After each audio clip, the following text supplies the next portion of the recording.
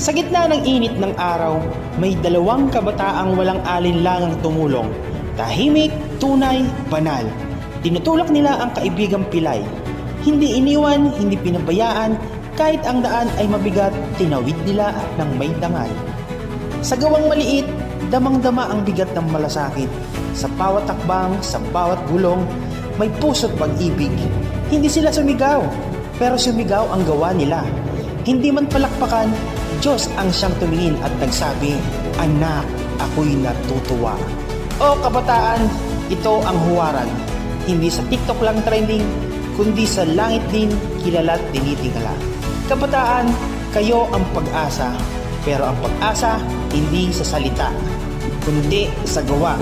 Kaya kung ikay bata pa, manalangin, magmahal, magmalasakit, sapagkat ang kabataan ay hindi lang kinabukasan, kundi kasangkapan ng kabutihan. Purihin ang Diyos!